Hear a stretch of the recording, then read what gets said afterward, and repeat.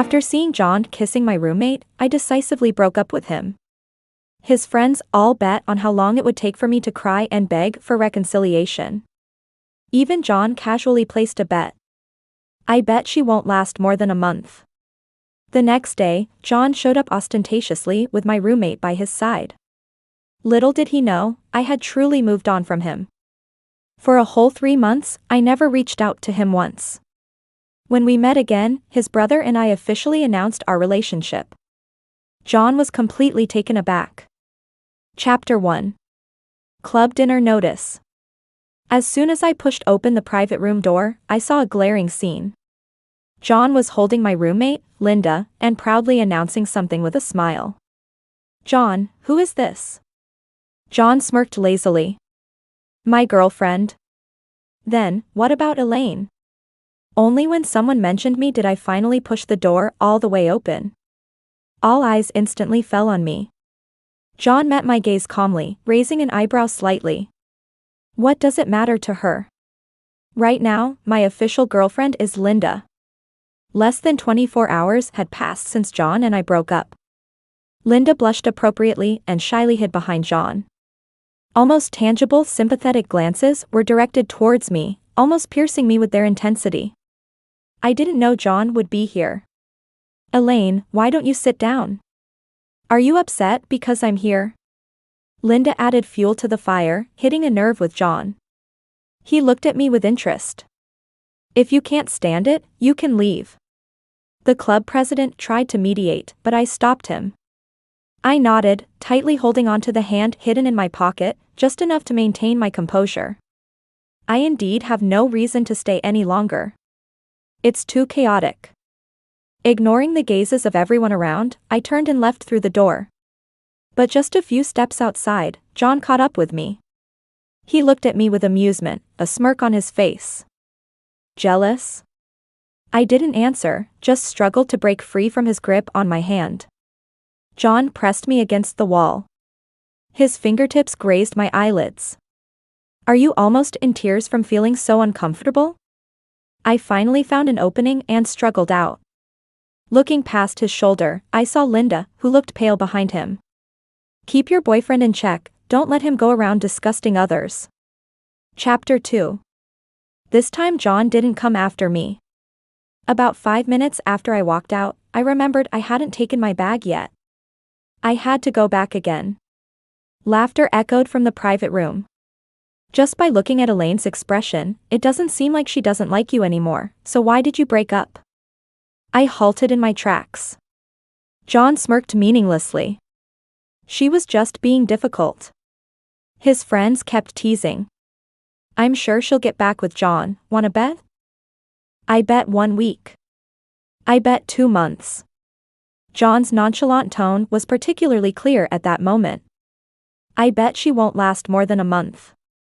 I was pinned in place, like an item up for auction. My hands felt weak, unable to push open that door. The next moment, a mocking voice sounded in my ear. "Coward." As I turned around, the guy behind me pushed open the door. It was Marcus. Also John's best friend. "Marcus, why are you here so late?"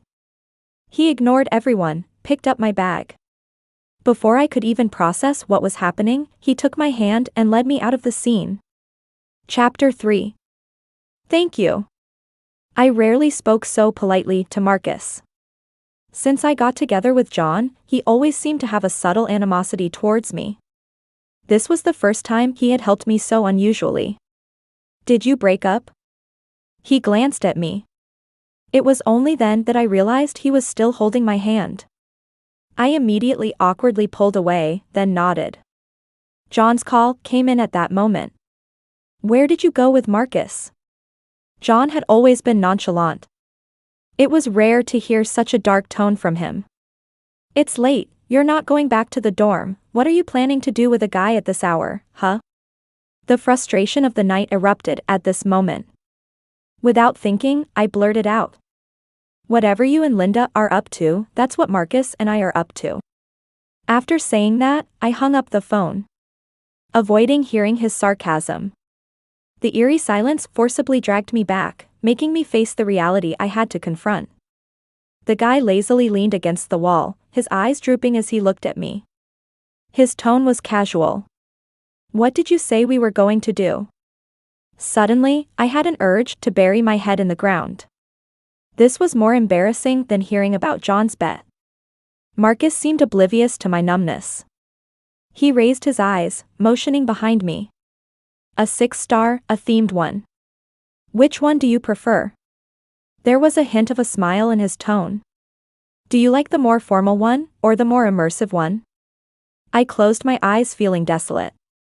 I forced myself to change the subject with a stiff upper lip. I'll treat you to dinner?" "Thank you for helping me out." With a slight chuckle, Marcus finally accepted my peace offering. Chapter 4. But in the end, we didn't go for dinner. Midway, I dragged Marcus into a bar. "Are you planning to get that jerk drunk?" Marcus leaned against the counter, almost smiling. I shook my head.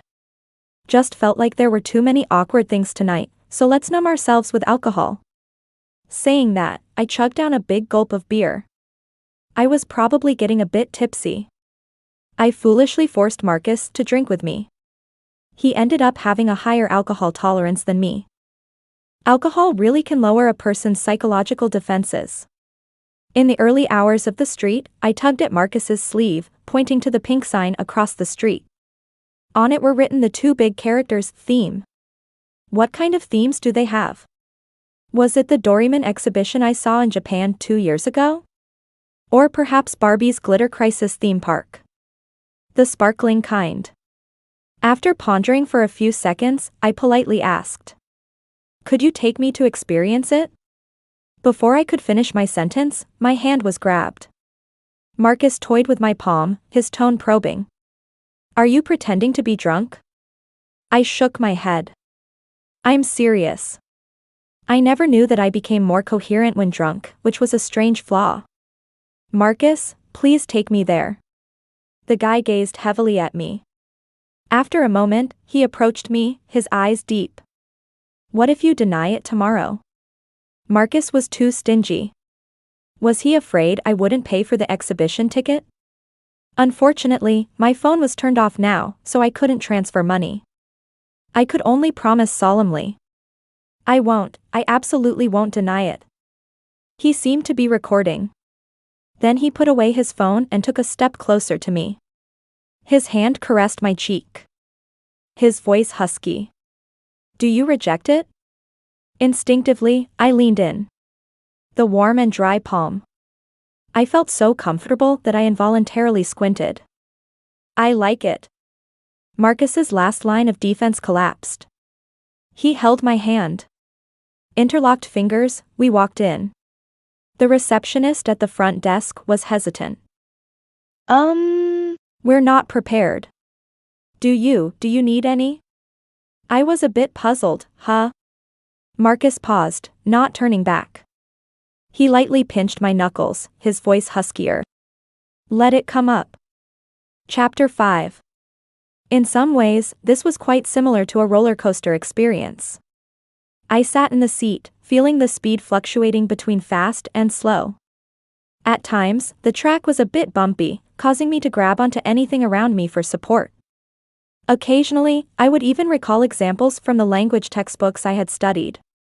For example, the flower bud ravaged by wind and rain, barely clinging to life. The brimming granary, family members smiling and waving. We have enough, anymore, and the granary won't be able to withstand it. Fragments overlapped and alternated in my mind. The final scene was one I had seen at my grandmother's house when I was a child. The back hill caught fire. The fierce flames were finally subdued by a sudden downpour. Marcus was like an athlete who had won first place in a track event, crossing the finish line triumphantly. He chuckled lightly, extinguished. Chapter 6. Having no memory after a hangover is the most terrifying thing in the world. Just as dawn was breaking, I fled in disarray. My phone was still turned off. As I walked downstairs to the dormitory, I saw John standing there as well. Dew clung to his shoulders, as if he had been standing there for a long time. Where did you go? His tone was flat, yet it sent shivers down my spine. I intended to walk past him. It's none of your business. John's hand holding a cigarette gripped my wrist. The flickering tip of the cigarette was inches away. Are you out of your mind, John? I've been waiting for you all night, and you didn't come back. Your phone has been off the entire time. John stepped closer. Elaine, you better not tell me that there's something between you and Marcus. The storm brewed in the eyes of the guy in front of me. It's a sign of shattered reason. I couldn't help but feel a bit frightened, continuously stepping back. Don't push me to go crazy. He suddenly laughed, chilling to the bone. I'll kill both of you. Scum. I felt absurd. You cheated, I broke up with you, and you still want to limit my interactions? It seemed like he wasn't listening to any words anymore. As he made a move forward, the dormitory manager came out to hang clothes.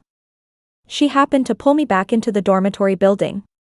But we bumped into Linda at the entrance. She didn't seem like she had just come downstairs. Are you proud of yourself? Her eyes were slightly red. My mind was in chaos, and I didn't react. What? What's the point, Elaine? She continued speaking to herself. John admitted to my face that I'm his girlfriend, and he can publicly humiliate you for me. You mean nothing to him in his heart. So I suggest you don't think too much. I leaned against the wall, enduring the soreness in my waist. Casually, I replied. Like him, you mean nothing to me here either. I didn't have time to argue with her anymore. I had to take a shower immediately. Without waiting for her response, I went straight back to the dormitory. I didn't notice the malicious look she cast my way, having managed to avoid John. Just as I turned on my phone in the dorm, Marcus's call came through. I instinctively hung up. Immediately, a message popped up. Marcus? ? Trembling, I held the phone, at a loss. After 2 more seconds. Marcus, Elaine, you're good. I suddenly had a premonition that I was done for. Indeed, that night when I came out of the library, Marcus was waiting at the door. He was smoking, giving me a smirk. Elaine, come here. Settle the score. The temperature dropped abruptly tonight. But colder than the evening breeze was Marcus's voice. Chapter 7. I really don't need you to take responsibility. I took a deep breath and assured Marcus, who I had just pulled into a secluded corner. After all, it was all an accident. He scoffed coldly, slowly unbuttoning his shirt. My composure was gradually crumbling. There won't be a second time. I was a bit anxious, quietly reminding him. And this is outside. Marcus glanced at me meaninglessly. Then he pointed to the red mark on his collarbone. I said I need to take responsibility for you? Elaine, I'm here to make you take responsibility. The red mark on his collarbone was clearly visible. Marcus, feeling that I wasn't embarrassed enough, continued to pressure me. I'm a first-timer. Who isn't? Why are you so despicable? I closed my eyes, trying hard to digest the fact of being accused of being despicable by a man. Upon opening my eyes, Marcus conservatively buttoned the top button. He looked at me coldly and apologized cautiously. I'm sorry. How do you want me to take responsibility? I couldn't help but sigh. I just feel that I don't like you, and you don't like me. There's really no need to be tied together because of this. I don't know which word triggered Marcus. He stared at me without blinking. His unflinching gaze made me a bit numb before he spoke in a subdued tone. As you wish. With those 2 words, he stood up straight and walked past me. Under the night sky, the silhouette of the boy exuded a hint of loneliness. A tinge of guilt washed over me uncontrollably. Chapter 8. After that, Marcus and I returned to being strangers. Even when we crossed paths, he didn't hesitate to avert his gaze. As if nothing had ever happened. On the other hand, John began acting irrationally again. Judging by Marcus's attitude, there wasn't really anything between you two that day. He played with his lighter, lounging carelessly against the back of the chair. Elaine, he looks down on you with his high standards. Within the range of choices available to you, I am your best option. I looked at John, who shouldn't have been in this class, feeling annoyed. So what? Is that your reason to cheat without any restraint? John tossed away the lighter in his hand, somewhat impatient. Just because you kissed her, you want to break up with me? Don't you think you're overreacting? I nodded and questioned him back, following his logic. So, if we reconcile now, can I also casually kiss someone else? The next second, I heard the sound of a book slamming on the table beside me. John warned in a low voice.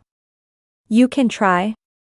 This was an elective class, with many students buried in their phones, paying no attention to our inconspicuous corner. John gripped my shoulder, not allowing me to escape. His gaze fell on the lower half of my face. Casually kiss someone else? Elaine, how could you be so despicable? He gripped my shoulder painfully. Before I could respond, John's actions drew the teacher's attention. What are you two doing? John gave me a stern look. Then he let go of me, throwing me back so that I hit the limestone wall with my back. Fearlessly, John stood up and smiled at the teacher. Sorry, teacher, wrong classroom. He then pushed his chair away and walked out. The disruption in that class didn't end there. After class, I realized that Linda was also in that same lecture. Due to the crowded classroom, I hadn't noticed her presence throughout the entire session. Unusually, she didn't stir up any trouble again. As she passed by me, she sneered mockingly. Elaine, being unclear with John like this. What's the difference between you and a mistress? My attention was drawn to the hand she had behind her back. Linda seemed guilty, walking faster. I still managed to see. It was just her phone. But why hide a phone? Chapter 9. I discovered Linda's motives that day while I was working a part-time job. The cat cafe where I worked recently had a new promotion. The boss asked us to stand near the entrance and distribute flyers. Coincidentally, I mistakenly handed one to Marcus. At that time, I was in a short-sleeved top and a short skirt, wearing the black and pink cat ear headband required by the store. Around my neck was a black satin choker. Sorry, I got the wrong person. I pursed my lips, considering taking back the flyer. Can't I go? Marcus's gaze shifted from the cat ears on my head to my neck, then finally took the flyer. No.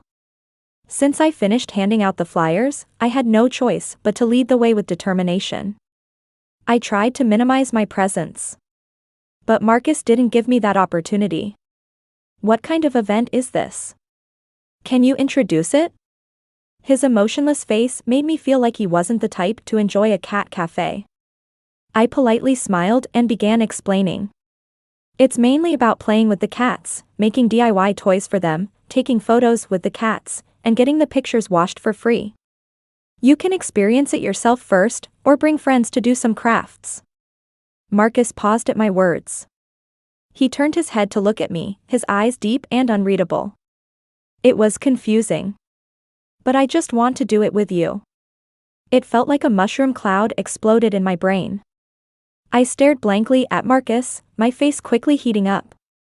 Marcus, in a rare move, slightly smirked, lifting his hand to lightly adjust my cat ear headband. Casually, he said. What, does your cat cafe not offer crafting services? I blinked rapidly, snapping back to reality. They do. With my head down, I walked ahead, leading the way. Today, the temperature seems unusually high. I raised my hand to my face, fanning myself to cool down. Chapter 10. Helping Marcus make a cat toy wasn't a simple task. The main challenge was that I had to constantly be mindful of the length of my skirt when bending over. Marcus quickly noticed. As he stood up to offer me his chair, he said, "Asking for trouble?" I was taken aback, following Marcus's gaze behind me. A guy was pretending to stand nonchalantly behind me, his arm almost touching the hem of my skirt. What's going on? He looked inexplicably puzzled. Clicking his tongue, he said, I didn't even touch it, it's just a bit close, right? Marcus chuckled and nodded. While he turned around to look for something, he casually replied to the guy. You're right. Before the guy could react, a thin bamboo stick used for the cat toy was right in front of his eyes. Just a bit close, right? One was terrified to the point of not daring to flinch, the other was in complete control. The difference was crystal clear.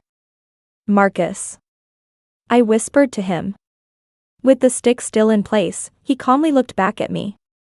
Let me hear what you want to say, little saint. Did he think I was going to plead for mercy for the creepy guy? I vehemently defended myself. I just wanted to say, you misplaced the stick. I grabbed his hand and slid it down the creepy guy's clothing. What are you guys up to? I only let go when I reached a certain crucial area. Satisfied, I nodded. Poke here. Marcus chuckled softly and said leisurely, all right. He casually moved it forward. Hiss. Don't. The creepy guy had a wall behind him, nowhere to escape. I'm sorry, bro, but I really didn't touch your girlfriend. Mistaken for a girlfriend. This awkward and out-of-place scene unfolded. I opened my mouth to speak but was interrupted by Marcus. Casually twirling the stick, he finally withdrew it. I know. Did you think I was just going to warn you with a few words? The creepy guy forced a couple of awkward smiles and quickly turned to leave. Just as I was about to breathe a sigh of relief and thank him, Marcus went straight to another spot. Take it out. I followed and only then realized it was Linda, wearing a mask and a baseball cap, covering almost half of her face. Linda kept her head down without moving. Impatiently, Marcus tapped the table in front of her with his finger. Take it out yourself, or should I help you? Linda tightly held her chest, seemingly hiding something there. I'm a girl, do you want me to publicly accuse you of harassment? Marcus scoffed coldly. I don't care if you're a guy or a girl. As he was about to take action, Linda still stubbornly refused to move.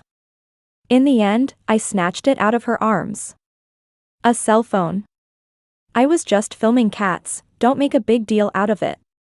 Marcus pointed to the surveillance at the door, remaining calm and composed. You've been recording for at least 10 minutes. But in this direction, there are only occasional cats passing by. I looked at the phone and then at Linda, who was starting to panic.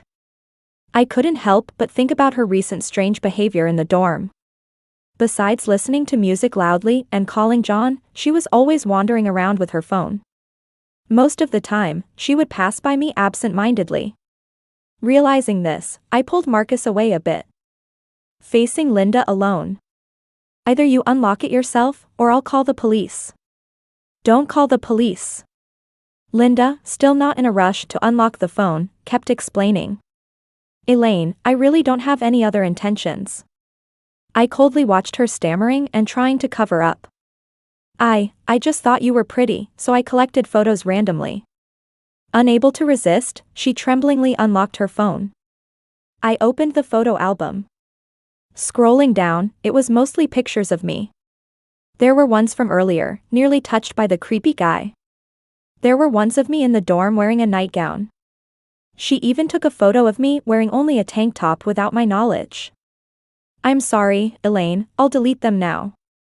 If you don't like me taking pictures of you, I'll delete them immediately. Ignoring Linda's apology, I went straight to the police. Chapter 11. The police officer placed a chat screenshot in front of us. John's birthday is coming up, and I plan to give him a watch, but I don't have enough money for it. The other person replied. Aren't the flowers of your department in your dorm? You can take photos of her and sell them, easy money without much effort. Linda, even though I think she looks average, I'll take your suggestion. The policewoman immediately added. Don't worry, luckily she hasn't had the chance to spread the photos yet. I didn't feel relieved. Just endless fear afterwards. Suppressing my anger with reason. I walked towards Linda step by step, raised my hand, and slapped her. Besides belittling me, you also used my photos to make money. Linda, is it fun to be double dealing? It was at this moment that John walked in. The policewoman looked young, with no hint of worldliness in her eyes. After symbolically scolding me a couple of times, she gave Linda a disapproving look and left.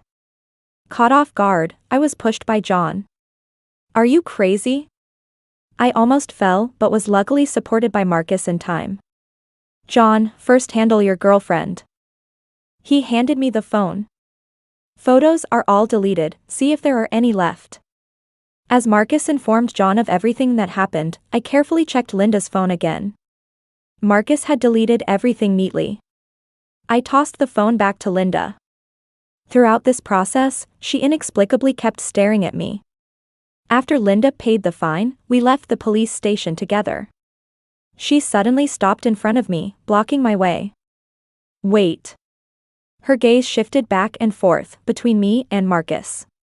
"There's a photo in the phone of Elaine's back wearing only a tank top, not even capturing her face. It's hard for a normal person to tell it's Elaine, but Marcus immediately deleted the photo." The atmosphere subtly changed with her words. "I can't think of any other reason except that he has seen Elaine wearing this tank top before." Linda suddenly chuckled. "But I'm curious, in what situation did he see her in such close-fitting clothes?" John immediately understood, his icy gaze turning towards me. His voice was chilling, as if a ghost had crawled out of hell, making me shiver. "Explain." Out of the corner of my eye, I noticed Marcus getting ready to stand in front of me again. It seemed like he always positioned himself in front of me first during moments of crisis. A thought crossed my mind. Maybe Marcus wasn't just standing up for me out of a sense of responsibility. "There's nothing to explain." This time I spoke before Marcus could. Linda suddenly realized with an "oh." "After Marcus took you away that day, you didn't return to the dorm all night, right? What happened?" John's fist was clenched tightly, making a cracking sound. "Yeah." My calmness made Marcus turn to look at me. "But what does that have to do with you? It seems like it doesn't concern either of you, right?" The coldness emanating from John froze the entire atmosphere. "Elaine, you're really asking for trouble." As he approached me, Marcus raised his hand to stop him. "I advise you not to be so trigger-happy." "Marcus." John growled low. "You know Elaine is my girlfriend, and you touched her. Are you still my brother?" "Girlfriend?" Marcus calmly reminded him. "It seems like she hasn't had anything to do with you for a while now." Seeing John turning his anger towards Marcus, I quickly stood in front of Marcus. "It was me, Marcus. I was drunk and forced him." The dead silence in the atmosphere. Marcus was dumbfounded. It seemed like my words had caught him off guard. Chapter 12. Before the three of us could digest the subject-object relationship in my sentence, the ride I called arrived. I took a deep breath and quickly pulled Marcus into the car. "John seems to have some mental issues, let's keep our distance from him for now." Marcus glanced at our tightly held hands. "All right." I immediately let go. "Sorry, I got you involved even though it had nothing to do with you. I had just bought that piece of clothing a couple of days ago." Marcus probably deleted it on a whim. Resting his hand on the window frame, Marcus spoke in a calm tone. "It looked similar to what you wore that day, I thought it was the same." I was forced to delve into memories. I had to respond casually. "Is that so?" "I don't remember." Marcus lacked insight. He didn't pick up on my urgent desire to change the subject and continued speaking nonchalantly. I remember all the details from that day." I looked out the window, assessing the speed of the car. I had the impulse to jump out. As if sensing my unease, Marcus glanced at me again. After all, it was my first time. I lit up my phone. "It's quite late now, the dorm will be closing soon. Driver, could you please hurry?" I distanced myself from Marcus while speaking, moving to the far end. Marcus lightly mocked my poor and awkward attempt at changing the subject. But thankfully, he finally let go of the issue. To thank Marcus for his gallantry that day, I decided to invite him to a cat cafe as many times as he wanted. He had the admirable virtue of not refusing. He agreed promptly. Chapter 13. Just as I arrived downstairs at the dorm, I received a call from an unknown number. Elaine. After I blocked him, John changed his number. He took a deep breath, as if trying hard to endure. I believe it was an accident caused by you drinking too much. As long as you promise not to have any contact with Marcus again. He paused, as if he had made a significant concession. I can forgive you, and I'll pretend you never mentioned breaking up. I thought John was a lunatic with no moral compass. If you can't understand simple words, just go die. I was about to hang up the phone. Elaine. Linda and I are at the hotel. As long as you say you're not willing, nothing will happen tonight. I simply responded. I wish you both happiness. I immediately hung up and added the number to my block list. Standing in place, I suddenly thought of that bet. A month had already passed. John had lost. Not only had I not contacted John proactively in this past month. My mind was filled with thoughts of another person. Marcus. The sarcastic Marcus. The deliberately unfamiliar Marcus. The lonely Marcus after being rejected. And the Marcus who kissed me after being satisfied. I think my feelings towards him are teetering on the edge of liking. But having a fondness for him doesn't mean I can use that night to tie Marcus to me. Without confirming his true intentions, I dare not easily attempt anything. I don't want to encounter a second John. Chapter 14. The cat cafe event lasted a long time. I had to wear my work uniform and cat ears every day during my shift, facing Marcus. Marcus, can you try to do it yourself? I sighed, contemplating the various facets of life. I can't keep teaching you all the time, I still need to hand out flyers and do other work. Marcus casually squeezed the cotton ball in his hand and then tossed it to me. Picking up my phone, I went to the front desk to find the boss. When I came back, he took the cotton ball back from my hand. Your boss said that whenever I come, you can put down your work to teach me. Why? I sat in a small chair, looking up at him. Marcus hooked my cat ear headband again. I got a membership card. Marcus generously loaded 10,000 into the card. The boss looked at Marcus as if he was seeing a deity. So, what's the next step? Marcus held a cat toy full of girlish charm. I didn't answer, just quietly watched him. Marcus noticed and put down the toy. What's wrong? Are you trying to pursue me? I was indeed a bit embarrassed. But I couldn't think of any indirect way to express it. Marcus casually acknowledged with an Lowering his eyes, he restrained his emotions. As if he didn't care about anything. I nervously fidgeted with my fingertips. But I said you don't need to take responsibility, you really don't need to worry about that time. Marcus picked up another small stick and began to repeat the previous steps. There was a hint of weariness in his casual tone. It has nothing to do with that time. As he applied glue, Marcus said. I already liked you. At that moment, I was especially grateful that the ears on my head were fake. Otherwise, with a cat's personality, my ears would definitely perk up and turn pink. The gentle golden light softly fell on the boy's eyelashes. His last sentence echoed in my mind. Everything around me fell silent at that moment. I heard the sound of my heart beating. Just as I was hesitating whether to agree to Marcus so quickly, a sudden unexpected event helped me make a decision. My period had been delayed for half a month already. I recalled a certain moment during that time. Marcus's breath was unsteady. It's already over, Elaine. I felt like I had drunk fake alcohol, hugging Marcus frantically. What are you talking about? The roller coaster suddenly stopped at a certain point due to a problem, and I, disregarding safety, just kept begging the operator to keep it going. Begging him not to stop my roller coaster. The operator seemed helpless too. But he couldn't resist my pleas. He just said, Elaine, you're not responsible, that's all. But after experiencing the roller coaster, I chose to run away immediately. After that, I completely forgot about it. Chapter 15. I bought a pregnancy test kit with a hint of luck. Looking at the bright red lines, a wave of dizziness rushed into my brain. My temples throbbed faintly. Unconsciously, I opened Marcus's chat interface on my phone. But I couldn't type a single word.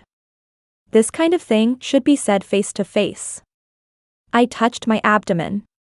I deliberately added a coat to the promotional dress at the cat cafe today, feeling lost as I waited for Marcus. But when I saw him, my words suddenly couldn't come out. I stood at the door, watching a scene not far away. An exceptionally cute girl was chatting and laughing with another boy.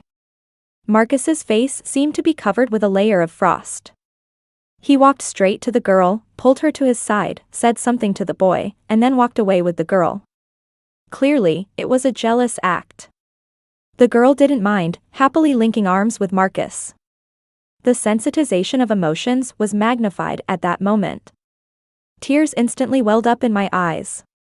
A scumbag like him should be eradicated. I sniffed, already starting to imagine myself lying on the operating table to remove the baby. What's wrong? The scumbag I had just cursed was already standing in front of me, completely unfazed, with that cute girl. Her eyes sparkled like a spring, false eyelashes flickering. Hey, why is this little girl crying? I instantly froze. That rough voice almost scared my child away. Marcus saw me petrified and directly grabbed the girl's neck in a fierce manner. If you dare to dress up as a woman again and deceive people, I'll strip you naked and throw you on the street. The next second, the black straight wig was just dangling in front of me. Mechanically, I shifted my gaze to the boy's face in front of me. Hey, did I scare you, little sister? I haven't had a chance to introduce my gender yet. He cleared his throat. I'm Marcus's roommate, a straight guy, but that doesn't stop me from being a beautiful woman. Oh, right, I remember you. Last year's campus beauty pageant, you were third, I was one place ahead of you. While I was still processing the information, the cross-dressing boss was already chased away by Marcus. What were you crying about just now? He brought up the topic again. In my mind, fantasies of Marcus proposing for the child and me getting rid of the baby alone kept alternating. In a state of confusion, I extracted the common elements from these two scenes. I'm pregnant. I blurted out to Marcus in a daze. In the end, neither of the two scenarios I had imagined actually happened. Marcus drove me to get checked. The results were inconclusive. I had encountered a faulty pregnancy test. The doctor kindly reassured me. It's okay, young lady, you're still young, there are many chances of getting pregnant. I didn't know what to say. Chapter 16. A photo of Marcus and me coming out of the obstetrics clinic was anonymously posted on the school forum. When a friend told me about it, I instinctively thought I would become the target of public scorn. But when I clicked on the post, I realized that the poster was intentionally or unintentionally guiding everyone to believe that Marcus was completely at fault. Oh, this is Marcus, is it really necessary to target him like this? People don't like him, but does that mean it's rape? Don't be too obsessed with handsome guys upstairs, just because he looks good doesn't mean he can't be a jerk. Do all girls have to like him and be chased by him? I suspect he's taking girls to forcibly abort. This post had been fermenting for hours. There was no way Marcus hadn't seen it. I knew where he had no defense. So, I registered an account with my real name and immediately reposted that post. My boyfriend accompanied me for a routine checkup. The poster intentionally led to mudslinging at my boyfriend and violated our privacy. I have reported it to the police for handling. Apart from John, no one else could have done this. Instead of arguing with him, it's better to have the police invite him for a chat. Just 2 minutes after sending the reply, I received a call from Marcus. Even though it was him calling, the one who answered in silence was also him. I let out a sigh. Marcus, why didn't you defend yourself against the mudslinging? Are you a punching bag? Marcus's tone was indifferent. The post wasn't wrong. It's not right for someone without a proper status to accompany you to the hospital for a pregnancy checkup. It's normal to be criticized. Facing his stubbornness, I felt somewhat helpless. Haven't you seen the post I made? I've thought about it, I still want to take responsibility for you. Marcus's voice still lacked emotion. Never mind, Elaine. If it's just about taking responsibility, then forget it. It's meaningless to morally pressure you like this. I was speechless for a moment. He's so melodramatic. I felt like I was coaxing a little princess.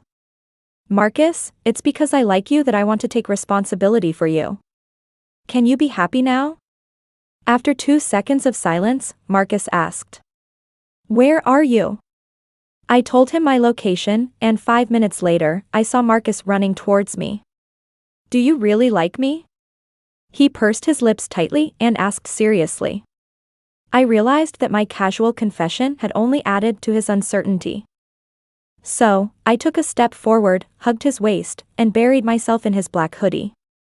Sincerely and gently, I reassured him. Yes. I really like you. I only like you. I like you the most. The next moment, I was hugged back. The atmosphere gradually warmed up. But John's sudden appearance brought it back to freezing point.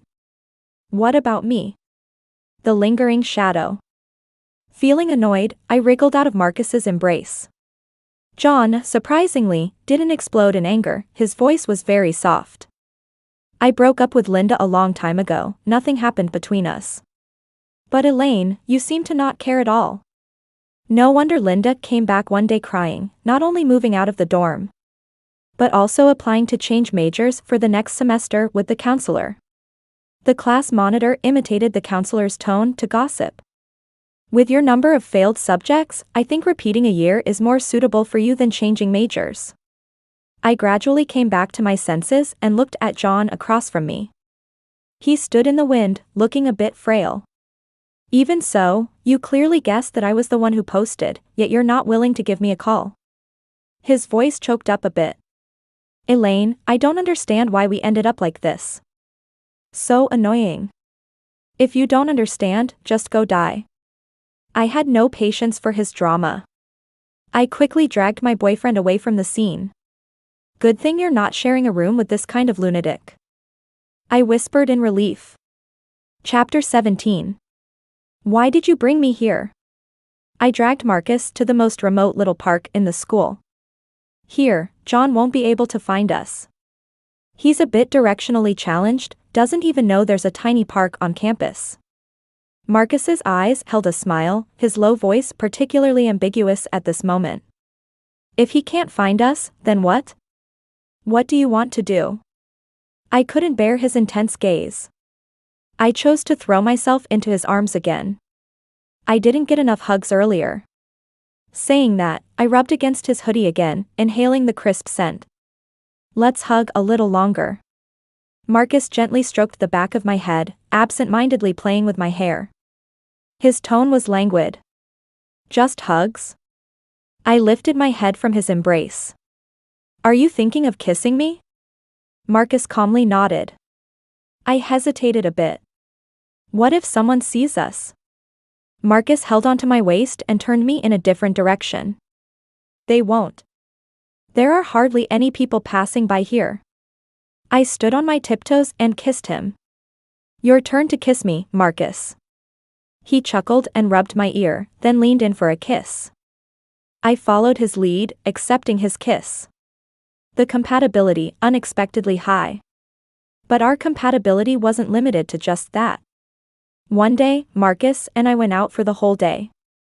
In the evening, we passed by a newly opened themed hotel. Marcus stopped in his tracks, looking at me with hidden intentions. Wanna try something new? Holding on to curiosity and a thirst for knowledge, I followed Marcus inside. I knew it. A new round of roller coaster was about to begin.